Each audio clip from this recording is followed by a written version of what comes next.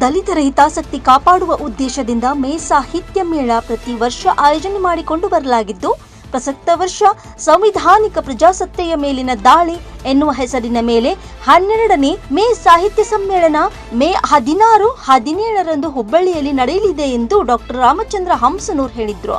ಪತ್ರಿಕಾ ಭವನದಲ್ಲಿ ಸುದ್ದಿಗೋಷ್ಠಿಯನ್ನುದ್ದೇಶಿಸಿ ಅವರು ಮಾತನಾಡಿದ್ರು. ಅವರು ಕಾರ್ಯಕ್ರಮದ ಉದ್ಘಾಟನೆಯನ್ನ ಮಾನಸ ಬೆಂಗಳೂರು ಇವರು ನೆರವೇರಿಸಲಿದ್ದಾರೆ ಎಂದರು. ನಾವು ಹುಬ್ಬಳ್ಳಿಯಲ್ಲಿ ಆರ್.ಎನ್. ಶೆಟ್ಟಿ ಕಲ್ಯಾಣ ಮಂಟಪದಲ್ಲಿ ನಡೆಸ್ತಾ ಇದ್ದೇವೆ. ಈ ಸಮಾನತೆ ಆಸೆಯನ್ನು ಹೊಂದಿ ನಡೆಸುವಂಥ ಈ ಸಮ್ಮೇಳನ ಮಹಿಳೆಯರು, ದಲಿತರು, ಹಿಂದುಳಿದ ವರ್ಗಗಳ ಹಿತಾಸಕ್ತಿಯನ್ನು ಕಾಪಾಡಲು, ಅವರಿಗೆ ಅನ್ಯಾಯವಾಗದಂತೆ ಅನ್ಯಾಯವಾದಾಗ ಅದರ ವಿರುದ್ಧ ಪ್ರತಿಭಟಿಸುವಂಥ ಕೆಲಸಗಳನ್ನು ನಮ್ಮ ಮೇ ಸಾಹಿತ್ಯ ಮೇಳದಿಂದ ಮಾಡ್ತಾಯಿದ್ದೇವೆ.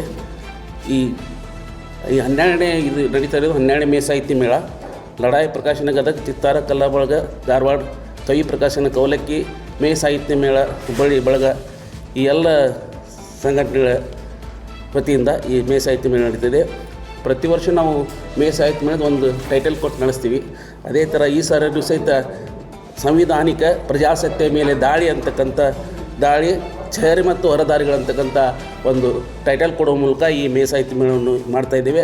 ಮುಖ್ಯವಾಗಿ ಈ ಮೇ ಸಾಹಿತ್ಯ ಮೇಳದಲ್ಲಿ ನವಲಗುಂದ ರೈತ ಬಂಡಾಯ ವೇದಿಕೆ ಅಂತ ಮುಖ್ಯ ವೇದಿಕೆ ಮಾಡಿಕೊಂಡು, ಅದೇ ಥರ ದ್ವಾರ 1 ಅಂತಂದು ಆ ಭಾಗದಲ್ಲಿ ಸುಪ್ರಸಿದ್ಧ ಸಾಹಿತಿಗಳು, ಹೋರಾಟಗಾರರು, ರೈತ ಬಂಡಾಯ ಮಾಡಿದವರು ಇವರೆಲ್ಲ ಹೆಸರುಗಳನ್ನಲ್ಲೇ ತೆಗೆದುಕೊಂಡಿವಿ.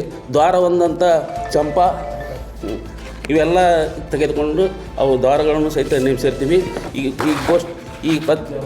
ಈ ಮೇ ಸಾಹಿತ್ಯ ಮೇಳದಲ್ಲಿ ಮುಖ್ಯವಾಗಿ 6 ಗೋಷ್ಠಿಗಳಿರ್ತವೆ. ಮೊಟ್ಟ ಮೊದಲು ಉದ್ಘಾಟನೆಯಿಂದ ಒಂದು, ಕೊನೆಗೆ ಸಮಾರೋಪ, ಇಷ್ಟು ಕಾರ್ಯಕ್ರಮ ನಡೀತಾ ಇದ್ದೇವೆ.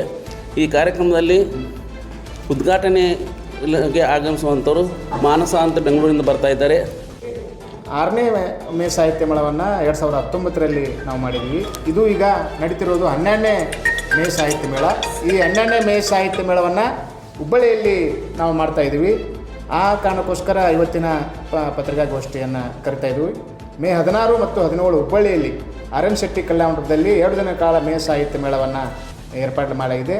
ಅದರ ಉದ್ದೇಶಕವಾಗಿ ಈ ಪತ್ರಿಕಾಗೋಷ್ಠಿಯಲ್ಲಿ ನಮ್ಮ ಸಾಹಿತಿಗಳಾದ ಡಾಕ್ಟರ್ ರಾಮಚಂದ್ರ ಹಂಸನೂರ್ ಸರ್ ಅವರು ನಮ್ಮ ಜೊತೆಗಿದ್ದಾರೆ, ಮತ್ತು ಪ್ರೊಫೆಸರ್ ಬಿ.ಕೆ. ಪೂಜಾರ್ ಸರ್ ಅವರು ನಮ್ಮ ಜೊತೆಗಿದ್ದಾರೆ, ನೂರೊಂದಪ್ಪ ಕೋಳೂರವರು ನಮ್ಮ ಜೊತೆಗಿದ್ದಾರೆ, ಸರೋಜಾ ಕೋಳೂರವರು ನಮ್ಮ ಜೊತೆಗಿದ್ದಾರೆ, ಆನಂದ್ ಸಿಂಗಾಡೆ ಅವರು ನಮ್ಮ ಜೊತೆಗಿದ್ದಾರೆ, ಶರಣು ಪೂಜಾರ್ ಅವರು ನಮ್ಮ ಜೊತೆಗಿದ್ದಾರೆ, ಪರಶು ಕಾಳೆ ಅವರು ನಮ್ಮ ಜೊತೆಗಿದ್ದಾರೆ, ರಮೇಶ್ ಕೋಳೂರವರು.